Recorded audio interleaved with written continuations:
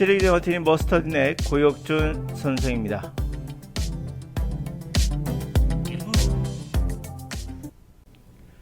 자, 오늘은 리스닝에 관한 이야기를 한번 해볼까요? 사실 뭐 리스닝이라 한다면 거의 우리나라에서는 하지 않는 그런 거 아니겠습니까? 뭐 스피킹도 마찬가지고요. 우리는 거의 뭐 리딩만 하죠. 그러니까 리딩이라는 것은 영어가 본질은 아니에요. 전 세계가 리스닝과 스피킹은 해요. 근데 리딩은 안 하는 사람 꽤 많죠? 문맹인들이 바로 그게 되겠죠. 그러니까 이것만 보더라도 언어의 본질은 리딩은 아니에요.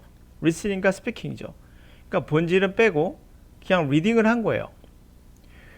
글이라는 것도 전 세계가 교육을 통해서 가르친 것도 몇백 년 되지 않습니다.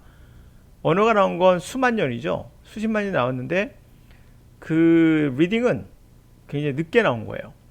그러니까 이거를 배운다는 거가 꼭 나쁘다는 것이 아니라 리스닝에 도움은 됩니다. 그것은 어휘 확장에 도움이 되고 그리고 리스닝에도 분명 도움이 되는 건 맞아요. 그러나 영역은 조금씩 다르다는 걸 아실 겁니다. 제가 누차 말씀드렸다시피 과학적으로 증명된 건 리스닝이 되는 상태에서 상대가 있을 때, 다시 대화 상대가 있을 때 스피킹은 저절로 된다. 그다음 리스닝이 된다고 해서 리딩은 되느냐 저절로? 꼭 그렇지는 않다. 도움은 돼요. 리스닝 잘하는 학생들이 리딩을 빨리 할 확률은 높습니다. 근데 리딩을 천천히 읽는 학생 있죠? 독해를 잘합니다. 단어도 많이 알고요. 그 학생이 리스닝할 확률은 잘 될 확률은 그렇게 높지 않습니다. 듣는 방식도 리딩하는 방식도 사실 달라야 되거든요. 자, 그러면 마이클 코발리스라는 뉴질랜드 캐나디언 사이콜로지스트이며 아스트를 저자인 이분에 관한 이야기로 시작해 볼게요. 자, 이분은 그는 he was emeritus professor, 명예 교수고요. 디파르먼트 사이콜로지, 대학교 심리학의 학부에 유니버시티 아클랜드 대학의 심리학부의 명예 교수입니다. 사진이 나온 이분이에요. His fields, 그의 분야는 research 분야는 cognitive psychology, 인지 심리학, cognitive neuroscience, 인지 신경과학. 그다음에 encompassing, 그와 아울러서 visual conception, 비주얼 시각 인지, visual imagery, 시각 이미지, attention 주의력, 메모리, 그리고 우리가 보이죠? 언어의 진화에 관한 정말 다방면의 연구를 하는 분이죠. 자, 이분은 언어에 대한 말을 이렇게 시작합니다. Language is probably hardest problem. 그렇죠. 언어는 아마도 가장 어려운 문제이다. In science에서. Nobody really knows. 아무도 몰라요. How it works. 어떻게 작동하고 Nobody really knows. 아무도 몰라요. Where it came from. 어디서 왔는지도 몰라요. Yet, 그럼에도 we can all do it. 우리 모두는 그것을 할 수 있습니다. 그러니까 우리가 어떻게 작동하는지, 그러니까 문법을 몰라도, 그렇죠? 그 기원을 몰라도 그냥 다 해요. 언어를 학습하는 걸 막을 수 있는 유일한 방법은요, 가두는 거예요. 아무도 못 만나게 하면 돼요. 엄마가 아빠가 그러니까 그 스피킹에 문제가 있어서 말을 못 하더라도 그 아이가 밖에 나가는 순간 친구를 통해서든 어떤 방법으로든 말하기를 배웁니다. 듣기도 물론 배우겠죠. 듣고 나서 말하는 거지 말하고 듣는 건 아니에요. 자, 그것보다도 이것은 우리가 갖고 있는 재능이죠. 자, 중략하고요. We can generate new sentences. 우리는 generate, 생성해요. 새로운 sentence를 생성합니다. all the time. 항상 새로운 문장을 만들어내죠. 그럴 수 있고요. There is infinite capacity. infinite, 무한의 capacity, 능력이 있습니다. Say something different. 다르게 막 바꿔서 말할 수 있는 무한한 능력이 있어요. 근데도 서로 이해하죠. 자, 새로운 문장을 항시 만들고요. 무한대로 다르게 바꿔서 다르게 말합니다. 그러니까 여러분들이 말하는 것들을 단순하게 암기 위해서는 절대 들을 수도 없고 그들을 따라갈 수도 없는 거죠.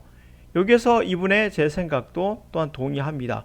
이거는 모든 학자들이 동의하는 거예요. 무한대로 바꿀 수 있다는 거죠. 문장이라는 것은. 자, 그러면서 animal language or animal communication on the other hand. 반면에 동물의 언어와 커뮤니케이션은 mostly 주로 repetitive, automatic, repetitive 또는 repetitive, 반복적, automatic 또는 자동적, emotional, 감정적, 깨깨 소리내는 이런 것들이니까요. 당연히 repetitive하고 자동적으로 나오는 거며 감정이 섞여 있는 감정적인 거죠. 이성적인 전달이 아닌 거죠. 그래서 doesn't create new language, 새로운 언어를 또한 만들지도 못합니다. 자, 이것만 보더라도 우리 하나의 사실은 배울 수 있어요. 바로 우리가 무한대로 바꿀 수 있는 능력이 있다는 거. 그리고 새로운 문장을 항시 생성해, generate예요. 이거는 생성한다는 거예요. 만들어낸다는 거예요. 생성하다. 생성해낸다는 얘기예요. 배운 걸 암기해서 한다는 얘기가 아니에요. 자, 그러면 우리는 그런데 어떻게 영어를 배우고 있는가에 대해서 이제 또 가봐야겠죠. 주로 이렇게 배웁니다. 자, 우리나라의 리스닝 교육은 어떠할까요? 사실 뭐 리스닝 하면 꼭 나오는 게 발음이죠. 물론 발음이라는 건 당연히 알아야겠죠. 그러면서 꼭 들어가는 것도 연음이에요. 그 연음이란 정의를 한번 내려보도록 하죠. 과연 필요한가? 뭐 100% 필요 없다고 말할 수는 없지만 그렇다고 해서 이게 한 1% 정도밖에 영향력이 없다. 저는 확신합니다. 예를 들어서 if you ask me a question 이렇게 읽으면 되고요. 이렇게 들어야 됩니다. 그러나 이거를 이렇게 가르치죠. if you ask me me를 붙인 거죠. ask me if you ask me a question 이렇게 발음한다고 알려주는 경우가 있을 거예요. 그러니까 또는 I'm going to를 gonna 이건 워낙 유명하니까 알아두시고요. 근데 I'm gonna가 발음이 합쳐지니까 I'm gonna 들리기도 해요. I'm gonna 그 다음에 tell you가 합쳐지죠. tell you that에 T 발음이 안 되니까 that 그 다음에 I가 붙죠. 그래서 that I 여름 돼서 that I don't T 발음 안 되니까 don't no 이렇게 되죠. 그러니까 I'm gonna tell you that I don't know 뭐 이렇게 연음을 가르쳐 주거든요. 이게 어떤 거와 똑같으냐면요. 한국어를 못하는 분들한테 여러분 이렇게 가르치시면 안 돼요. 뭐냐? 한국어 발음. 이거 한국어 발음이죠. 여러분 머릿속에선 한국어 발음이라고 읽지만 실제 혀가 우리 구강이 이 발음을 따라갈 수가 없어요. 발음이 어렵다는 얘기죠. 그래서 한국어 발음 이렇게 들릴 수 있어요. 상대가. 그러니까 상대에게는 이렇게 들릴 수 있어요. 실제로. 그러나 우리 뇌는 이거를 그렇게 듣지 않아요. 바꿔서 듣죠.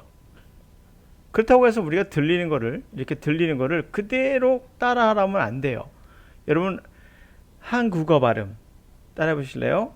한국어 따라해봐. 국어 한국어 발음 이렇게 가르치시면 안 되는 이유를 여러분들은 본능적으로 아실걸요? 발음이라고 하지만 발음 이렇게 가르치면 안 되죠. 발음이라고 하는데 발음이 어려워서 연음이 일어날 뿐이지. 또 하나 옷이 옷가게 발음이 옷가게가 맞아요. 옷가게가 맞는데 그렇게 발음하기 힘들죠. 자연스럽게 옷가게 이렇게 해도 돼요. 오케이. 근데 하다 보면 자연스럽게 빠르게 하다 보면 옷가게 이렇게 되는 것 뿐입니다. 그러니까 결과를 가지고 그게 법칙인 양 말하면 안 되겠죠. 그래서 이렇게 가르치다 보니까 깻잎이란 것을 어느 유명한 유튜버가 외국인 유튜버가 한국에서 이제 한국어 교육당에서 배웠겠죠. 그러니까 시자가 뒤로 간다니까 옷이라고 배운 거예요. 옷이 하니까 옷이 오케이. 야 깻잎이 입으로 생각했나 봐 이 사람은. 그래서 깨쉽이라고 발음했다는 유명한 일화가 있습니다. 깨쉽 이렇게요. 깨쉽. 이분이 제가 멕시코 계열의 우리나라 유튜버 TV도 여러분 나왔던 분인데 이분이 깨십이라고 발음해서 사람이 웃었다라는 얘기를 하더라고요. 이게 왜 이런 결과가 날까요? 이거를 공식처럼 외운 거죠. 이응이 나가면 오시가 된다. 오시. 여러분 오시라고 발음하지만 실제는 오이라고 발음하지만 발음이 안 될 뿐이지. 그리고 한국어 발음이라 발음하지 한국어 발음이라고 안 하죠. 여러분 이거 지워볼게요. 자, 이거 지우고 거꾸로 볼게요. 여러분 해보세요. 한국어 발음. 봤습니까? 한국어 발음. 이거 보고 나서 이게 한국어 발음이란 말이 떠오르세요? 저는 안 떠오르는데 한국어 발음. 이거 지우고요. 이거 보세요. 옷이란 말을 보고 옷이 떠오릅니까? 옷 안 떠올라요. 근데 옷이라니까 5시가 떠올라요. 5시. 옷이. 예? 자시. 옛날에 이런 말 했었죠? 요거 지워볼까요? 옷가게. 이게 옷가게가 잘 떠오를까요? 거꾸로 보시면 알겠지만 얼마나 코미디적인 상황인지 알 수 있어요. 이것도 마찬가지예요. tell you. 그냥 tell you예요. 근데 tell you. 이렇게 하면 뭔가 그들의 발음을 그대로 따라하는 것 같은 느낌이 들죠? 한국어 발음을 배우시면 안 돼요. 한국어 발음이라 배우셔야 돼요. 그러나 그것이 정확하게 발음이 저절로 안 될 거예요. 중요한 것은 자연스럽다는 거예요. 자연스럽게 안 되는 걸, 그거를 안 되는 걸 배워서는 안 되겠죠. 되는 걸 배워야죠. 그러니까 안 되는 걸 배워온 거예요, 이게. 안 되는 걸. 그렇게 해서 우리가 듣기에 문제가 어디서 시작되는지 알 수 있어요. 이렇게 배우시면 안 됩니다. 자, 하나하나 발음하는 거 배우시고, 뭐 이 거나 같은 건 당연히 좀 우리가 필요하죠. 그런 부분에서는 100% 필요 없다는 얘기는 아니에요. 필요해봐야 0.1%라고 보시면 됩니다. 자, 오늘 여기까지 하겠습니다.